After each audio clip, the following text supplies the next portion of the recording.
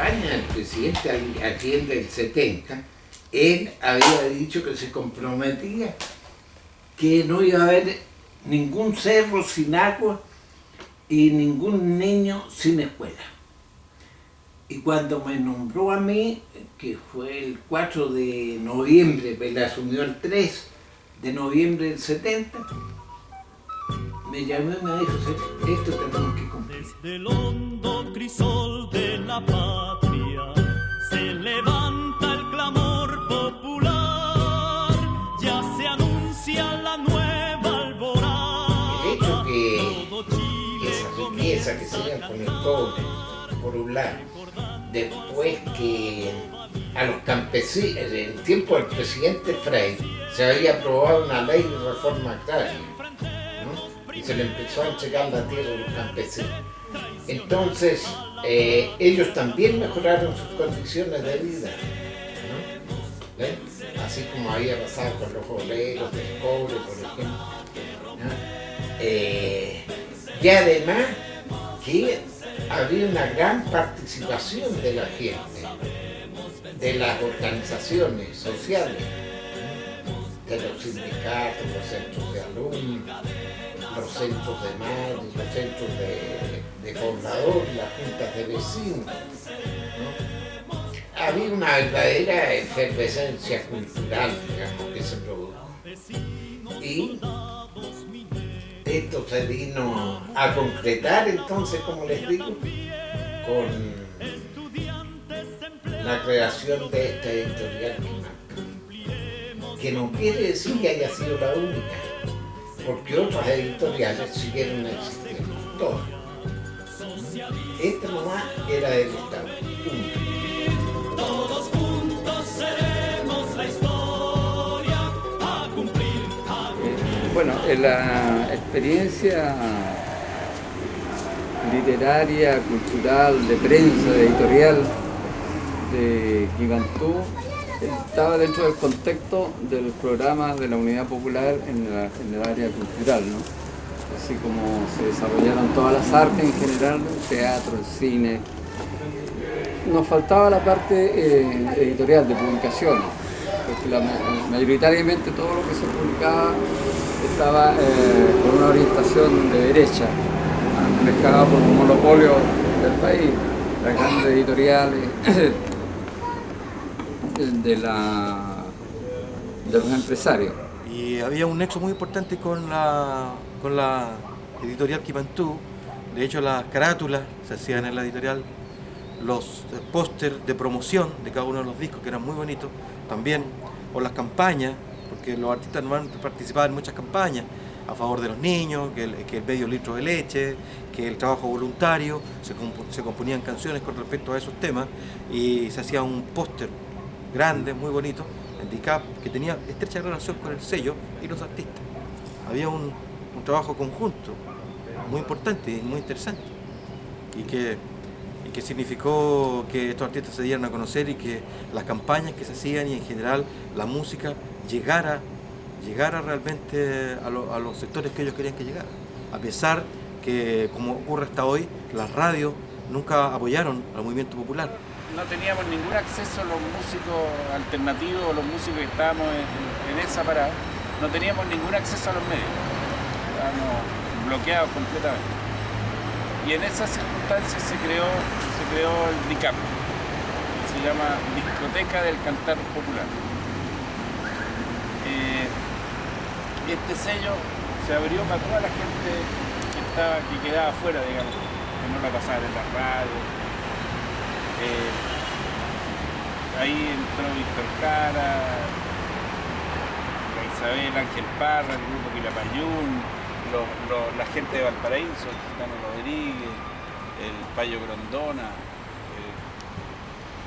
en fin, la gente que aquí en Valparaíso también, todo eso se les abrió un espacio en ese sello.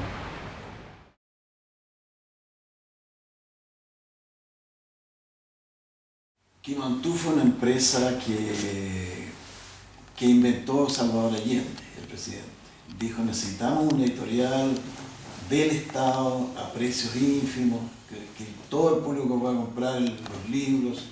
Hay que crear colecciones de bajo costo, de bajo precio, negociar con los autores para evitar que pagarles el derecho de autor, y en cambio se le da una sola cifra y el derecho de autor sirve para editar nuevos libros. O sea, fue una aventura muy linda desde el punto de vista editorial y desde el punto de vista cultural. Y un día la Beatriz me dijo, mi padre quiere hablar contigo, porque yo era de un grupo de gente de la universidad que había colaborado con Allende durante la campaña, y me dijo, mire compañero, yo quiero pedirle a usted que se encargue de comprar la empresa Zigzag.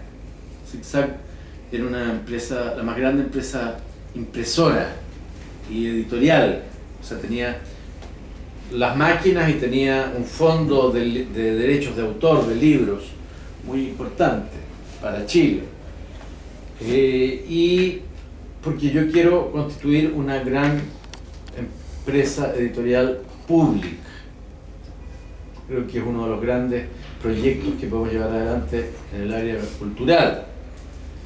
Pero no quiero que esa empresa se compre a través del Ministerio de Economía, porque en ese momento ya el Ministerio de Economía había intervenido una empresa textil, una empresa cementera, porque no quiero que se confundan las cosas. Esta es una empresa que tiene que ver con ideas. Yo quiero ser muy cuidadoso en respetar todas las ideas. No quiero que esto se asimile ni al cemento, ni a los textiles, ni a los productos, porque esto es una cosa especial. Así que encárguese usted de negociar un precio que sea justo y páguele lo que sea justo, pero yo quiero que como resultado de esto haya una carta del dueño de la empresa, de los dueños de la empresa, que digan que están satisfechos con la negociación y que el gobierno ha actuado de una manera que a ellos les parece adecuada. Y tuvimos las primeras reuniones con los dueños de la empresa. El sindicato estaba firmemente porque la empresa se pasara al área social, se llamaba, y se convirtiera en una gran editorial. Entonces, en la negociación finalmente llegamos a un punto en que acordamos que el precio lo fijara un árbitro. Es decir, nos pusimos de acuerdo para designar a un tercero que dijera: yo he tasado lo que vale esta empresa, he revisado cada una de sus máquinas, su fondo editorial, todos los bienes que tiene, y este es el valor que la empresa tiene. Y los dos nos sometíamos a lo que dijera ese árbitro. Cada una de las partes presentó sus argumentos respecto a los distintos aspectos del arbitraje. Nosotros, yo creo que de una manera bastante brutal, en cierto sentido, yo alegué que en realidad la empresa no valía casi nada, porque nadie estaba dispuesto a comprarla, y de acuerdo a la economía de mercado, si alguien no está dispuesto a pagar nada por una cosa, esa cosa vale nada.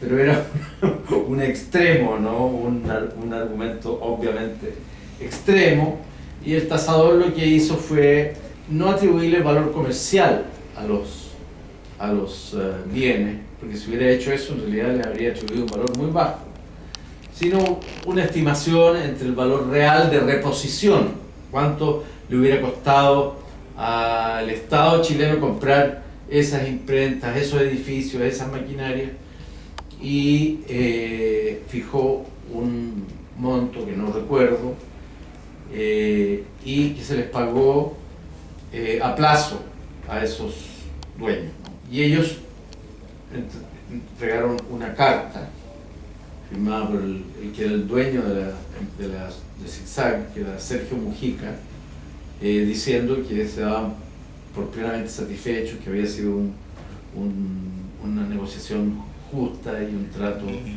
justo.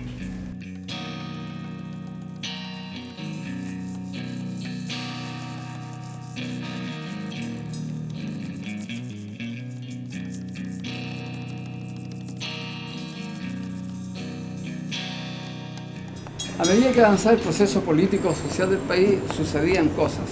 Se organizaba la sociedad y a su vez la oposición iba creando organismos y formas de oponerse al gobierno, a la realización del gobierno popular.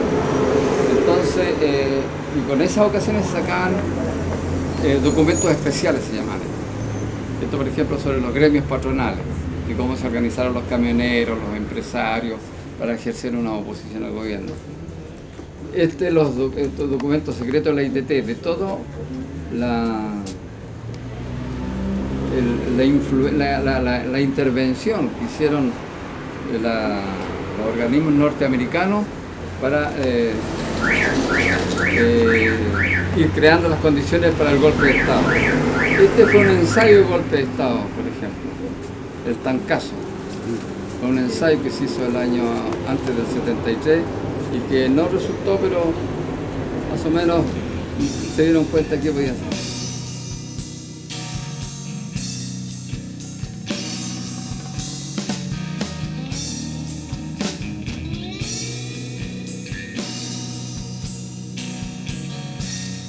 Empezó un capítulo bien curioso de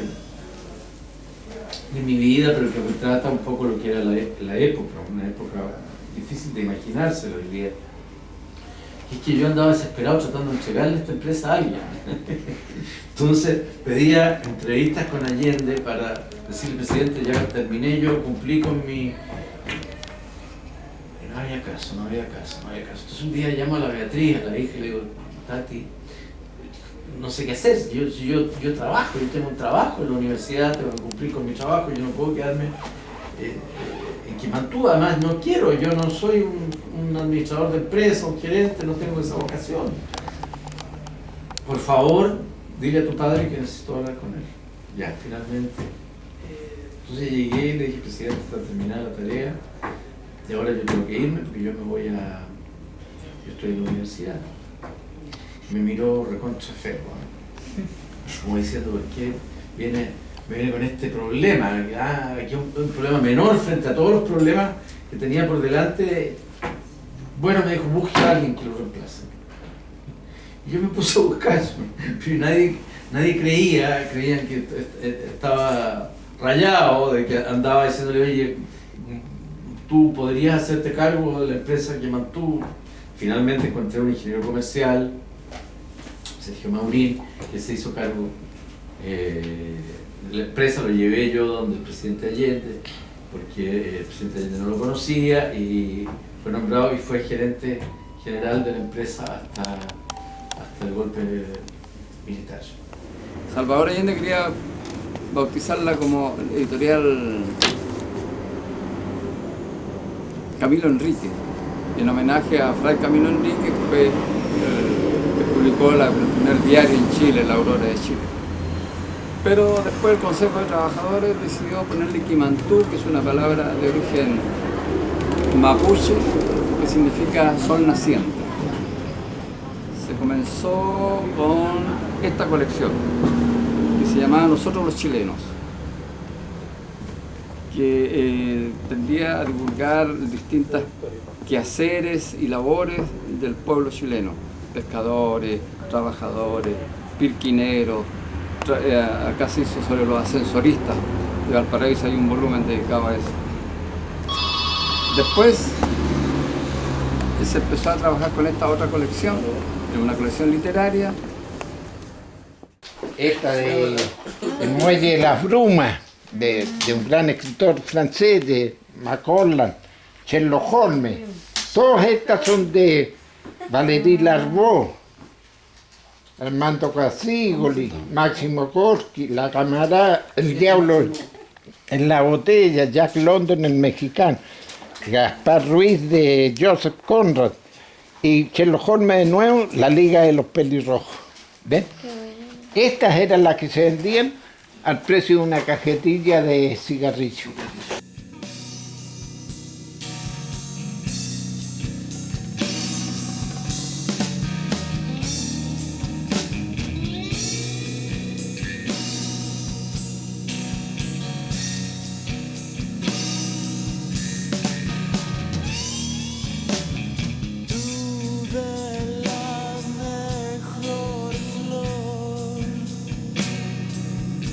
tu jardín. Recuerdo la primera vez. Y efectivamente la que más, ¿por qué la que más pega, por decirlo de una manera, es el mini libro? Porque además pedagógicamente, o sea, desde el punto de vista didáctico, estaban hechos para que fueran leídos de mejor manera por la gente que no sabía leer. Sí, O sea, no es que no supieran el alfabeto, sino que no el problema de la comprensión lectora. Hoy día en Chile, en América Latina, tenemos un 80% de, ¿cuántos se llaman? Alfabetos funcionales. Entonces, ante ese alfabetismo funcional que mantuvo, el tipo de libro que desarrolla, con letras que son además más grandes, con el tipo de ilustración que genera, con el tipo de relato, por ejemplo, en el tema, la revista, por ejemplo, La Paloma, para decir un mejor ejemplo.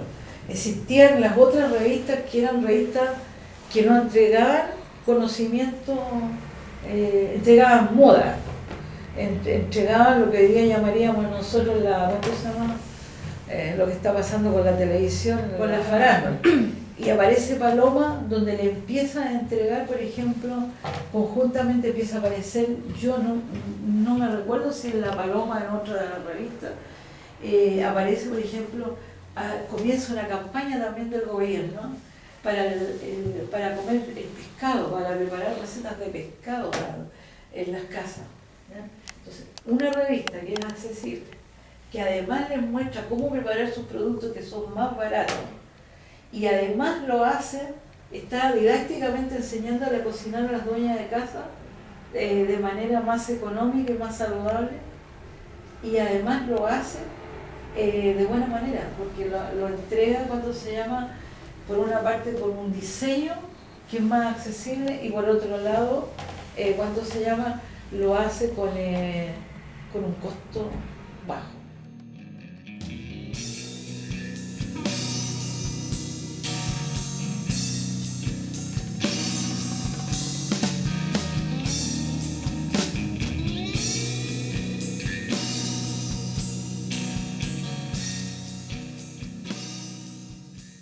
Tengo la casa guardado, se hizo por ejemplo sobre la nacionalización del cobre, una revistita, un pequeño librito así, con todas las imágenes de un niño, o sea, la nacionalización del cobre contada para que lo entendieran los niños. Y no tan gran cantidad de colores, ustedes saben que el color es, pero ellos usaban todo, a todo color, todo. Pero ese bueno, tal vez tenga que ver con el diseño, porque hay primacía del color naranja, que es el color del cobre en realidad. Entonces puede ser eso. No, en realidad nunca lo había pensado, así que, pero está hecho como para niños. Entonces, toda la historia lo que tienen es que el diseño está, ¿cuánto se llama?, generado para el lector que lo va a tener en sus manos, ¿no? Evidentemente que la literatura o la escritura propiamente tal, en la literatura tal como la vemos en cualquier editorial, solamente lo que cambiaba era su formato y su formato.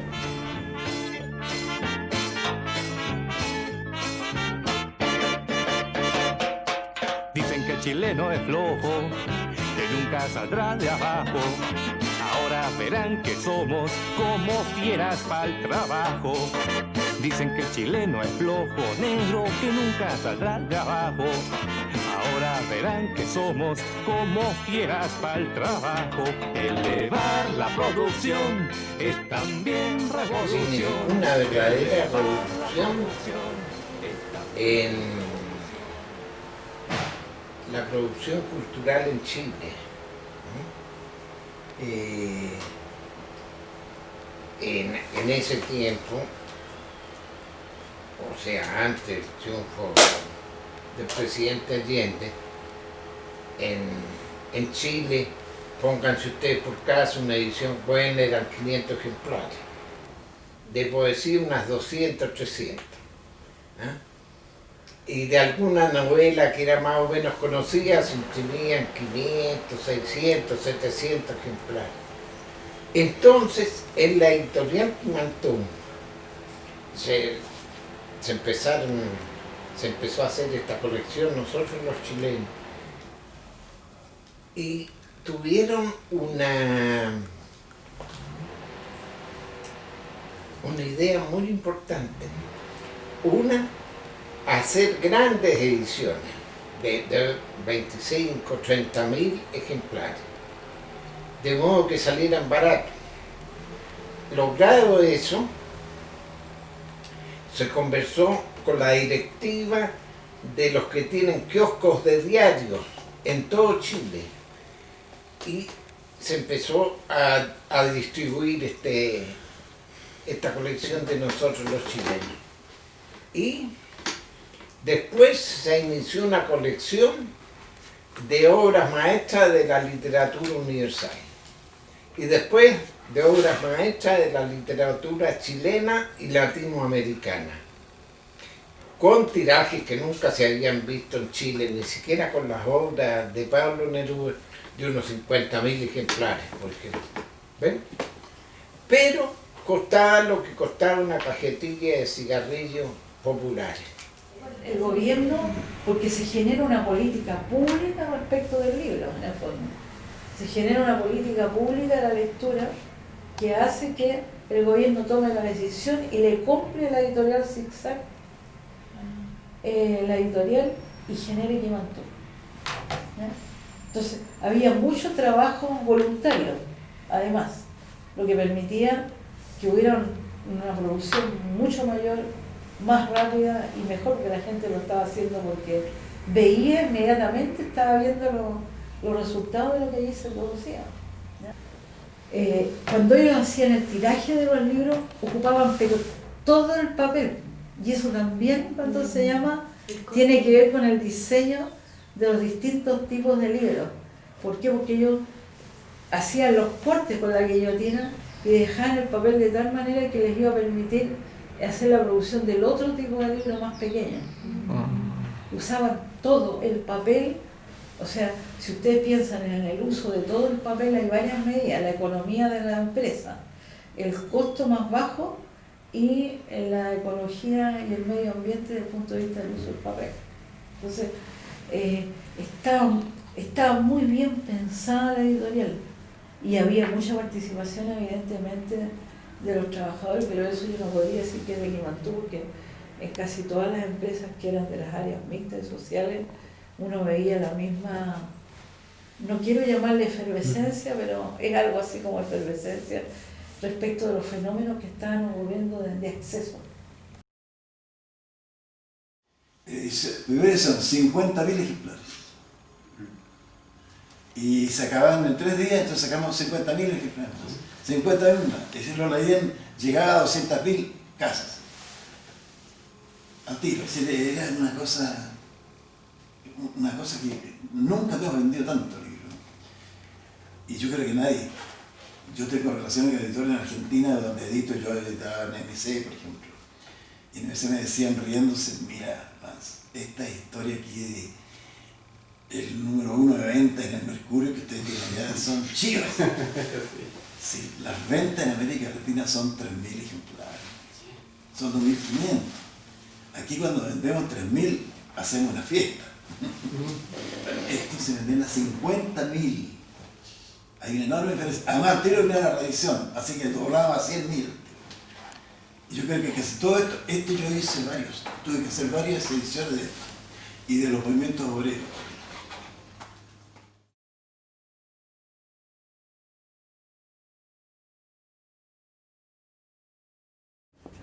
Aparecía quincenalmente y fundamentalmente se vendía en los kioscos de diarios a un precio insignificante. Yo estaba tratando de encontrar el valor del dólar de la época y no lo encontré, pero sí encontré por una referencia que esto costaba la tercera parte de lo que costaba el Mercurio en la misma época. El Mercurio costaba 30 escudos y estos libros costaban 10 escudos. O sea que ahora quedaría como a 200 pesos chilenos de ahora. Y una botella de pisco. Porque 1.200 escudos valían. O sea, se podían comprar 120 libros por lo que ahora te gastan en una botella. Se gastan en una botella de pisco. Dicen que nunca trabaja, ahora verán. verán como ella le pone el hombro a la patria. Y de la mujer chilena negra dicen que nunca trabaja. Ahora verán como ella... Las intervenciones en las diferentes industrias, que la Quimantú fue del área social y la FOL pasó a ser área mixta, o sea, comenzó a trabajar como armaduría primero con la Fiat y después Pegar. Y ahí pude conocer mucho más fuertemente yo lo que era el trabajo de Quimantú, porque nosotros organizamos una biblioteca sindical en la práctica. Nuestra tesis en esos momentos era sobre la información en la industria. Miren que era bastante vanguardista, porque recién hoy día se está viendo inclusive el tema de la información en otras áreas que no sea la biblioteca, como profesión de documentalista. Y un sector de nosotras trabajó en lo que era la parte de la información que generaba propiamente tal la industria, y yo me incorporé con un grupo en la formación de un centro de documentación y biblioteca para los trabajadores. ¿Por qué? Porque ellos hacían turnos donde salía gente desde las 5 de la mañana de Santiago para llegar a trabajar temprano, y después se iban durmiendo en los mismos buses de la empresa. Y eso me hizo ver a mí cómo Quimantú hacía entrega gratuita de todas sus colecciones a las diferentes empresas vía sindicato. Pero la idea era que se vendieran masivamente, entonces no tan solo se vendía en las librerías, sino que también se vendía en los kioscos de diarios, y además los que trabajábamos, nos dedicábamos a esto, íbamos a hacer exposiciones a los sindicatos, a las fábricas, a las minas. Yo tuve que ir varias veces, por ejemplo, a la mina de allá, que está en los Andes, ¿cómo se llama? ¿Cómo se llama? ¿Te acuerdas? Hay una que está en Saladillo, hay una mina de cobre, y allá hacíamos exposiciones por los discos dedicados, por los libros, y los trabajadores a veces, ellos con su cooperativa compraban, todos compraban, y aceptaban el descuento por planilla de su sueldo, entonces todos se suscribían.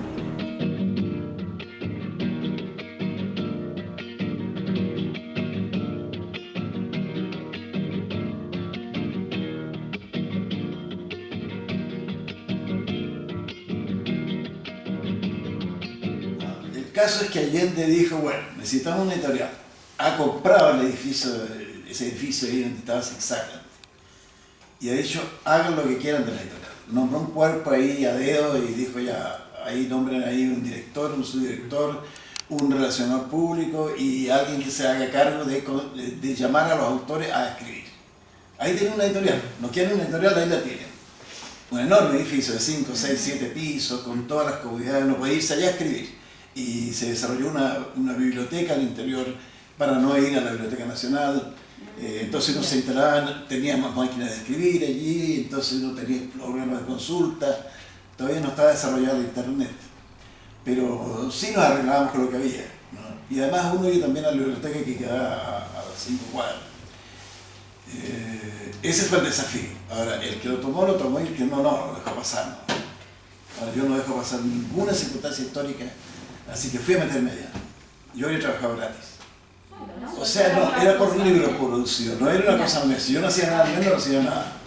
Pero estos libros los escribíamos en 2 meses, pero en 100 páginas, y lo que más nos costaba era la investigación, ¿no? Se nos asignaba un tema. Hábleme usted de los terremotos, o hábleme de, qué sé yo, de las masacres. Entonces yo comenzaba a trabajar con gente que había escrito ya sobre eso, y me iba a la editorial, a la biblioteca, a buscar los libros que había, los diarios obreros de la época, y sacar los materiales directamente de la prensa, no ya filtrados por un autor que había escrito sobre ello y que había introducido su opinión. En el diario tú encuentras el hecho, así de sangre pato, entonces lo ves allí y dices, bueno, y lo interpretas, todo esto pasó así, este gobierno, aquí está el mismo masacrador que estaba en el gobierno anterior, se van produciendo nombres que se van repitiendo a lo largo de la historia del masacre. Son hechos bien interesantes que van ayudándote a descubrir una nueva historia de Chile, que es muy distinta a la historia tradicional. Y entonces cada uno tomó las cosas así a su vera. Yo trabajé muchísimo en estas cosas. Ayudé en la organización, en la organización de la biblioteca, perdía el tiempo allá horas enteras trabajando, dándole mi tiempo a Quimantú. Y otros lo hacían también. Entonces lo tomamos a pecho. Fue un trabajo, y Quimantú al final era, ¿dónde trabajas tú? Yo soy Quimantú. Ah, era como decir, soy de Colo Colo, más o menos.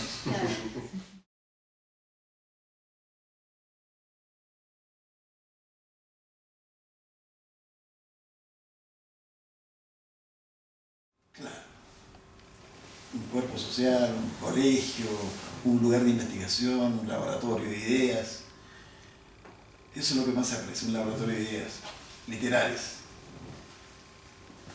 Porque se puso elementos, se puso dinero en la mesa, se puso elementos, máquinas de fotos para salir a hacer investigaciones. Yo fui a Ranquila a investigar la masacre de Ranquila allá. Y me han dado dinero y una cámara fotográfica y una grabadora y que fue un mes allá. Entonces tuve un mes ahí y traje todo lo que había sobrevivientes, hijos de sobrevivientes, estamos hablando de 40 años atrás. Y entonces traje material de primera mano para hacer la historia de la masacre de Ranquilla. Director de la colección nosotros los chilenos, Alfonso Alcalde, que es un poeta católico, que lo había nombrado en este cargo el presidente Allende. El jefe del departamento, Alejandro Chilén, que era un socialista, y director de la edición editorial, Joaquín Gutiérrez, que era comunista, ¿no? O sea, participaba gente de todos los pensamientos. En eso se tuvo cuidado, en no nombrar pura gente de la Unidad Popular. Y por eso es que tuvo éxito esta colección y las publicaciones de los libros que se hicieron. Empezamos a hacer asambleas en Quimantú, en el mes de enero. Y a esas asambleas yo iba. Bueno, bajaba a almorzar. Y esto le causó a los trabajadores de Quimantú una gran sorpresa. Era la primera vez que veían a un ejecutivo, ¿no? El gerente de la empresa, que iba y pedía su almuerzo y almorzaba abajo. Bueno, las asambleas fueron una continuación de esa línea. El sindicato cumplió un rol muy importante. Se convocaban a estas asambleas y las asambleas debatían. Y en una de estas asambleas se discutió el nombre de la empresa. Entonces alguien, que no recuerdo quién fue, llevó un diseño que es ese clásico diseño de Quimantú, que habría que verlo o dibujarlo, y propuso este nombre Quimantú, que dijo que quería decir Sol del Saber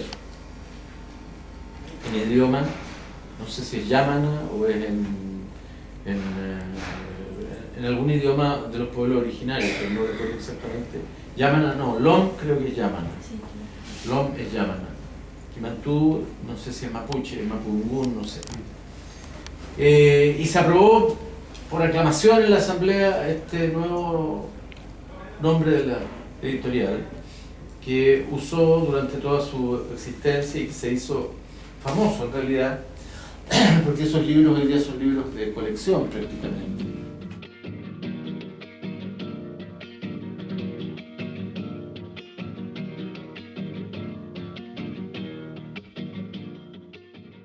Que a todo esto, el símbolo de Quimantú es un libro abierto. La página abierta, la Q de Quimantú es un libro abierto. Entonces estaba el diseño, y en ese edificio que le señalo yo, vivió el que hizo el diseño, que lo hizo un trabajador. A eso le ocurrió, entonces eso lo recuerdan ellos, los que viven ahí, cómo nació el diseño, cómo un trabajador en un momento determinado se le ocurrió que al abrir un libro las páginas está el símbolo de Quimantú. Pero en ese periodo viajó a Chile invitado el director del Instituto del Libro de La Habana, que ahora es profesor universitario de la Universidad de La Habana, que tenía apellido Rodríguez, pero no recuerdo el nombre de pila. Y yo me acuerdo que la primera vez en mi vida que fui a lo que es el Cerro Castillo, la casa presidencial de Cerro Castillo, fue porque Allende nos invitó a almorzar a este director del Instituto del Libro con los que estábamos a cargo de Quimantú. Y él, tuvimos varias sesiones de trabajo y él nos contó la experiencia cubana en materia de libro. La idea de las grandes ediciones. Había diferencias porque Cuba no pagaba, por ejemplo, derechos de autor. Y en el hecho Quimantú yo creo que trabajó mucho con el fondo editorial. Zigzag tenía un gran fondo editorial y con los libros cuyos derechos de autor ya habían prescrito, ¿no? Que pasan a ser libres. No recuerdo cuántos años eran en esa época, yo creo que ahora son 50 o algo así, no me acuerdo de esa época. Entonces, por ejemplo, hay muchos libros clásicos publicados por Quimantú, buenos libros clásicos, en que no había derechos de autor. Quimantú no fue una editorial de novedades, ¿no? Que está lanzando. No obstante, tenía una línea de, por ejemplo, de novelas, que eran novelas inéditas de autores chilenos. Yo recuerdo una de un autor que se llamaba Waldo Atías, que se llamaba Y corría el billete. Yo la leí, era una novela que transcurría en una empresa textil donde se había nacionalizado la empresa, en fin. Pero la experiencia cubana sí fue tomada en consideración por Quimantú, porque, claro, en las grandes tiradas ustedes saben que los libros empiezan a salir a un costo que es casi nada, un costo marginal, porque lo que costaba, resulta que hoy día hay máquinas que pueden hacer 100 libros o pueden hacer 200 libros o 300 libros, porque vivimos en un mundo de pequeñas tiradas. Antes, hacer 300 libros o hacer 3.000 libros valía casi lo mismo. Lo único que se pagaba más era el papel y la tinta, pero lo caro era el formato del libro, componer el libro, armar el libro, y eso, aunque uno hiciera uno o hiciera 10.000, había que pagarlo igual. Entonces, cuando un libro ya tenía 10.000 ejemplares, ya había amortizado sus costos fijos. Y ya el ejemplar 10.001, 10.002, 10.003, de ahí para arriba, era casi costo cero, casi costo marginal.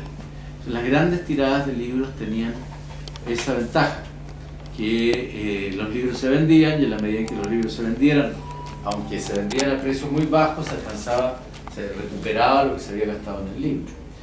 Y eso provenía de la experiencia cubana. Y yo me encontré después en el extranjero, con gente que nos habíamos encontrado en Quimantú. Había brasileños, había argentinos, había uruguayos, chilenos había menos. Y eso revela lo que somos. En este momento. La gente que andaba aquí buscando trabajo y todo, y que venía de otros países, intuyó inmediatamente que ese era el lugar para encontrar trabajo y además para contribuir a la cultura del país, más o menos, con cosas. Entonces se metieron ahí en el Quimantú. Y ahí no había empleados de planta. Había solo escritores que andaban por los pasillos, se sentaban donde buscaban un lugar de leer, ¿no? Y raramente se juntaban con los directores editoriales y yo quiero hacer tal cosa, presentaban proyectos. Si el proyecto era válido, ya no me vengas con la historia de la indolencia. Y había una cifra justa para cada libro, no había ni más ni menos, así que no sabía lo que iba a ganar haciendo un libro. Y eso bastaba para tener unos 2 o 3 meses de un buen pasar para poder escribirlo. Estaba medio pensado así. Qué cosa más linda es ser voluntario, construyendo parques para el vecindario. Mi experiencia en ese intertanto fue que además, como existía el trabajo voluntario y yo era bibliotecaria y no estaba armado el centro de documentación, empecé a trabajar. En las tardes me quedaba de las 5 hasta las 7:30 más o menos. Me quedaba yo haciendo trabajo voluntario para organizar una colección que había. Salió toda una línea gráfica en esa época. Este es un afiche y yo se lo voy a arreglar para que lo coloquen en el instituto hace dónde. Sí, sí. ¿Sí puede? Sí. Que son los trabajos voluntarios que hacían las fechas del año 72. Y los cabros se iban a entrenar al sur y se iban a convivir con la gente y estaban los 2 meses. Entonces este es un afiche de la época re bonito, digamos, en términos de la gráfica de los años 70. Y después está este también, este es cuando se... El cobre se nacionalizó el cobre. Esa vigente. Claro, está el cobre. Sí. Aquí también como de las discusiones que habían en esa época, las fábricas estaban en manos de los trabajadores, entonces había que trabajar y había que darle duro a la producción. Entonces los afiches también eran motivantes para lo mismo, pues ahí dice fábricas, minas, campos, trabajo voluntario, verano 52, participan, punto, trabajo voluntario de los años. El rico se juega entero por su defensa, confunde la democracia con la insolencia.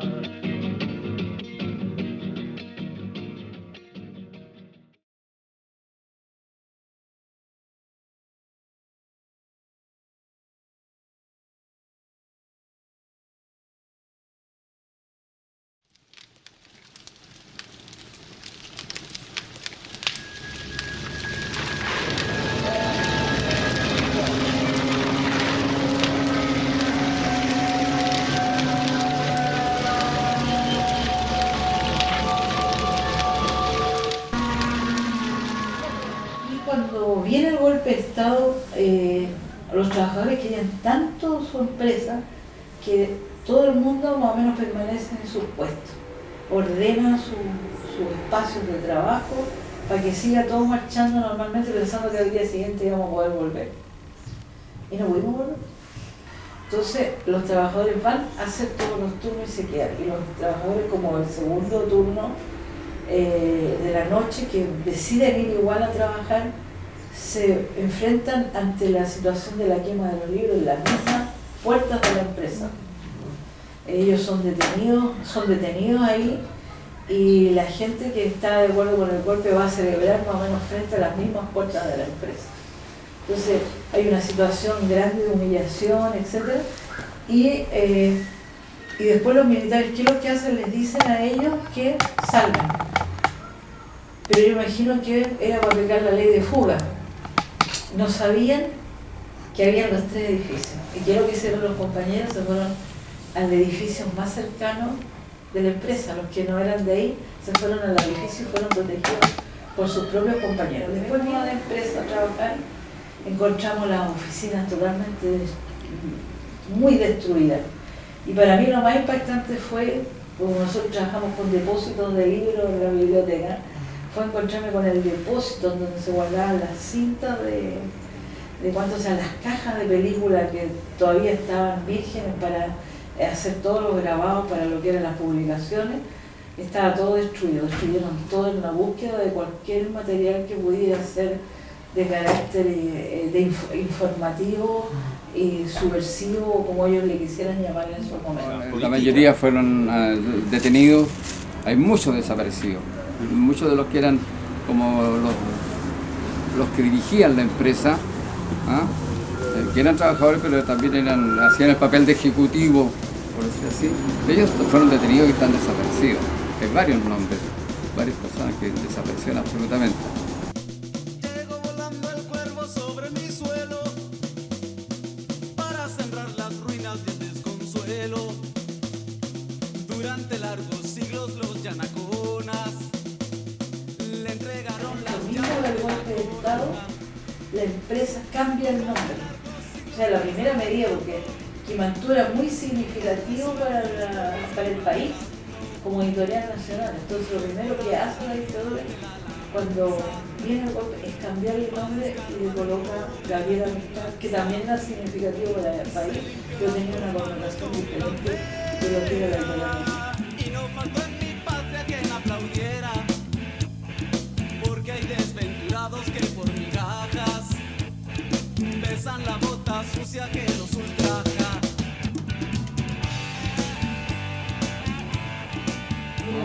Estado y son destruidos todos los sindicatos, todas las organizaciones, por lo tanto ya no hay distribución de libros gratuita, simplemente hay venta de libros. Entonces a veces se ha cuestionado la tenencia de los libros, de muchos libros que guardó.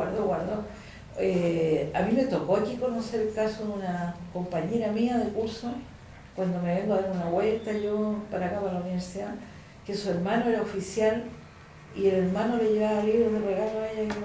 Era porque el hermano en los saqueos que hicieron de las casas se llevaban los libros. Entonces no todos los destruyeron, muchos los guardaron. Yo creo que muchos de los sectores apreciaban el trabajo de Quimantú, porque Quimantú no era comprado solamente por los sectores que eran proclives a la Unidad Popular, sino por todos los sectores del país que leían. Entonces, yo creo que ahí se les tiene que haber producido grandes contradicciones a los que hicieron quemas de libros, incluso, porque, ¿cuánto se llama? Y ahí es donde, me imagino, tiene que haber aparecido el tema de guardar y ir dejando de lado, porque nosotros vivimos la experiencia de las bibliotecas, donde las bibliotecas retiraron libros o pasaron a ser guardados. Por ejemplo, hay un bello ejemplo en la Biblioteca Nacional, donde a raíz de la forma como nosotros clasificamos los libros, apareció en la prensa. La directora de la Cineteca del Canal Nacional de Televisión le cambió las etiquetas a la cinta y pasaron, y hoy día la recuperó y la Cineteca Nacional recuperó cualquier material.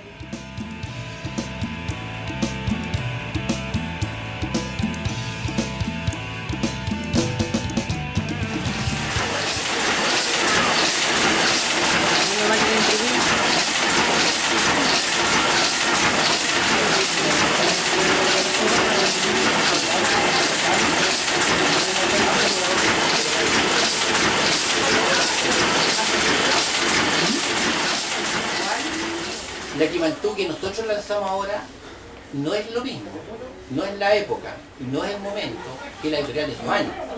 Entonces ellos también vienen con un dejo de nostalgia a buscar amigos, a compañeros de la antigua editorial Quimantú y se encuentra que esto es otra cosa. Entonces cuando uno dice otra cosa es que nosotros queríamos hacer una editorial y como nos marcó mucho la editorial Quimantú, yo personalmente dije, ¿y por qué no como la Quimantú? ¿Por qué no sacamos una editorial Quimantú donde el libro no sea mercancía, donde el libro sea barato, donde lo podamos lanzar? Todo esto producto de que yo me metí con imprenta y todo este cuento donde están acá trabajando, digamos. Y amigos y relaciones y todo ese tipo de cosas. Y a mí se me ocurrió en la noche decir, bueno, voy a averiguar si el nombre de la Quimantú está inscrita. ¿No es cierto? Porque igual es una marca. Y hablé con un amigo que era abogado y como a los 4 días me dijo, Mario, ¿sabes tú que el nombre de la Quimantú no está inscrita? Y yo la inscribí inmediatamente. Y ahí empezó nuestro proyecto, que es distinto al proyecto de la editorial de los años 70, donde hay movilización social, donde hay otra época, digamos. Es como eso. Entonces la editorial Quimantú hoy día es independiente, es autónoma de cualquier organización política tradicional como la que hay en este minuto en Chile, y social. Es autogestionada, o sea, la autogestionamos nosotros también con nuestros propios recursos. En la editorial Ponte Tú hay un diseñadores, entonces se juntaron los diseñadores y ser diseñador, ser un profesional es un recurso, se juntan. Hay periodistas, un profesional periodista es fundamental porque edita textos, corrige textos, da opiniones. Hay cabros que salieron de la Universidad de Chile que están en la Quimantú, que son egresados de la carrera de literatura y de letras, de filosofía, y ellos nos leen los textos, nos opinan sobre los textos. Estoy yo, que yo me las di de pequeño empresario. Entonces aquí editamos y sacamos los libros, entonces yo manejo los costos reales del papel, los costos reales de la mano de obra, entonces no hay especulación por el medio. Entonces nosotros nos relacionamos con gente, porque tú sacamos un libro de allá de una toma de Concepción y la misma gente escribió, sacó su libro, nos mandó el proyecto a nosotros y nosotros se lo editamos. Entonces nosotros estamos trabajando con la gente de abajo, que está luchando, que está peleando, que está haciendo cosas, y le damos y les proponemos los recursos que nosotros tenemos para que editar y para que las cosas se conozcan.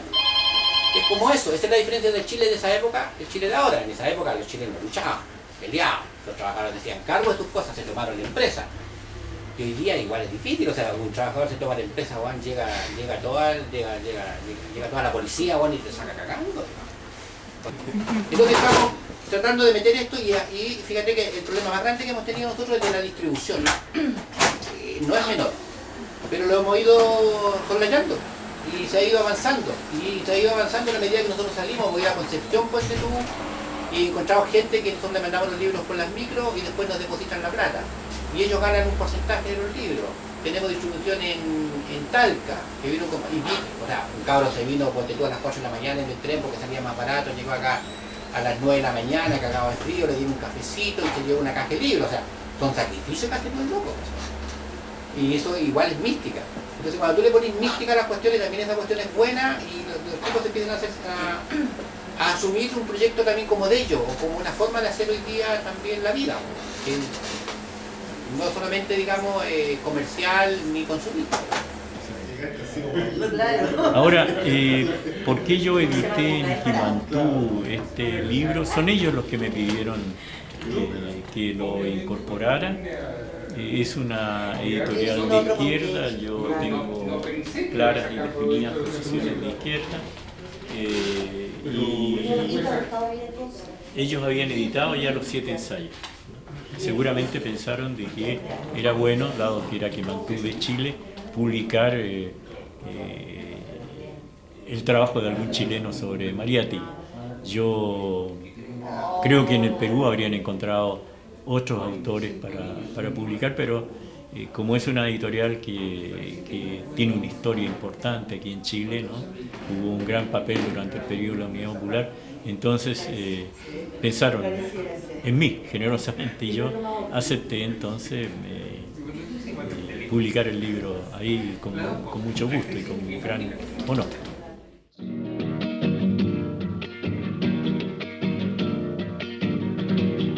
¿Usted cree que hay alguna posibilidad de rehacer lo que fue Quimantú hoy en día? ¿O hacer como provocar como un eco? No, en las actuales circunstancias no. ¿Cree que ya como que la mentalidad cambió así totalmente? Tanto el interés como de leer eso. Que vivimos, no. Lo que yo creo que ha cambiado es básicamente la mentalidad con que se mira la sociedad. Creo que mayoritariamente esta es una sociedad donde el mercado se ha infiltrado en todos sus intersticios y donde la razón del mercado es la razón rectora de la sociedad por sobre la razón igualitaria o la razón democrática, que era la razón que imperaba en aquella época, en que si un libro no dejaba ganancia, no importaba, pero se hacía. Hoy día no se hace nada que no deje ganancia. Entonces hay una mentalidad en el sistema en que vivimos, que una forma de mirar las cosas que hace imposible un proyecto de ese tipo. Pero las cosas no el pasado no es un anuncio del futuro. No hay que ponerle calco al pasado para llegar al futuro, porque eso no existe. El pasado, ponerle un papel de calco y rayarlo encima para que se reproduzca, no es así. El futuro hay que inventarlo. Entonces yo creo que hay muchas otras posibilidades que van a ir surgiendo, no las conozco yo bien, que van a apuntar seguramente en la misma dirección. La empresa Quimantú, chiquitita hoy día, apunta en esa dirección y apuntan otras empresas como LOM, en general los editores independientes. Fíjense ustedes que los editores independientes en Chile son 34 o 35 en este momento. Yo me sorprendí cuando lo leí el otro día porque no miraba las cifras desde hace 10 o 15 años cuando eran 8. Hoy día hay 35 editoriales independientes, que son chiquitas, que hacen libros seleccionados. Y claro, están ya son las transnacionales. Ya es la Alfaguara, Planeta, Santillana, Random House Mondadori. Son empresas transnacionales que producen fundamentalmente bestsellers, o sea, libros que se van a vender mucho y que probablemente un alto porcentaje de ellos fue escrito para venderse.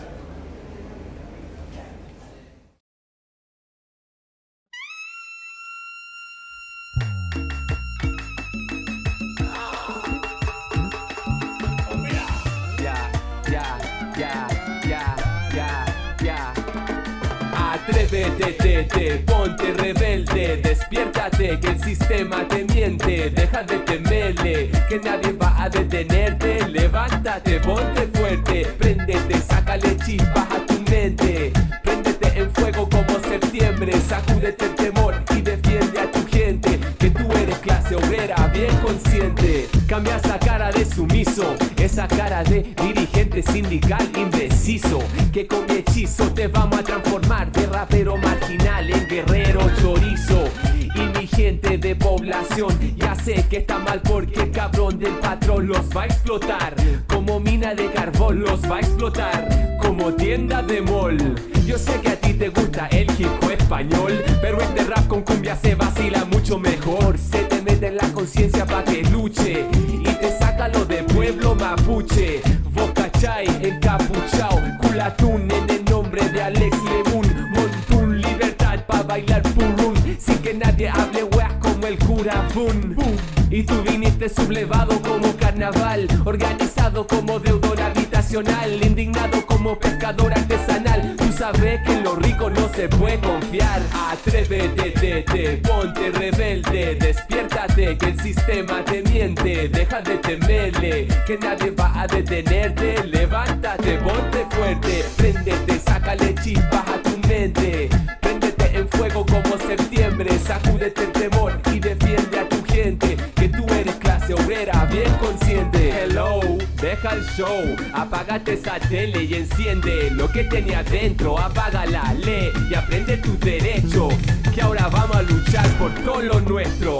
Ahora guacho contra los Ricky, no importa si eres rapero, reggaeton o hippie, de regiones o de Santiago City, conmigo no te pongas chiqui.